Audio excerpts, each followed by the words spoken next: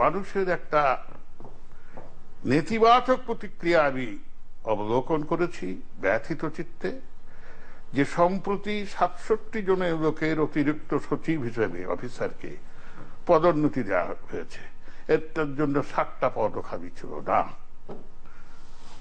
আমি জানেন সন্দেহাতীত ভাবে মাথার চুল থেকে পায়ের নখ অবধি একটি অসাম্প্রদায়িক মানুষ। ৬৪ সামরিক দাঙ্গাকে, মৃত্যুকে সামনে নিয়ে আমরা এদেশের হিন্দুদের পাহারা দিয়েছি।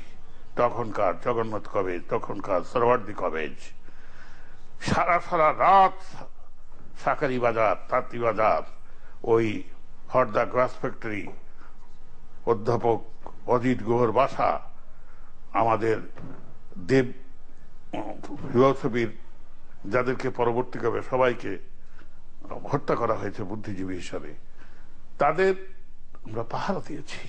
কিন্তু তারপরেও শতকরা ৯১ জন যে দেশের অধিবাসী মুসলমান, সেখান থেকে ৬৭ জনের মধ্যে ৪৬ জন যদি অমুসলমানের পদোন্নতি হয়, তবে এইটাই প্রমাণ করে আমরা শাসিত হওয়ার জন্য, আমরা শাসন করার জন্য নয় আর করি।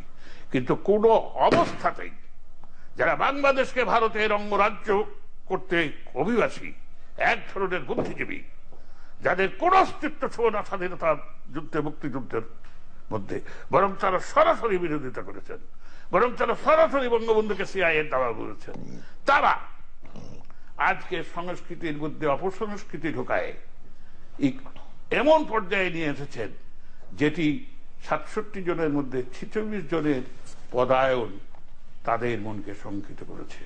এবং আমি প্রতিদিনই প্রায় একটি দোয়া করি, আল্লাহ দেশকে রক্ষা করো, এদেশের মানুষকে রক্ষা করো, এদেশের জঙ্গিবাদ এবং সন্ত্রাসের কাছ থেকে দেশকে রক্ষা করো, অন্যদিকে মুরতাদি মতাবলম্বীদের হাত থেকে দেশের মানুষ এবং স্বাধীনতাকে রক্ষা করো।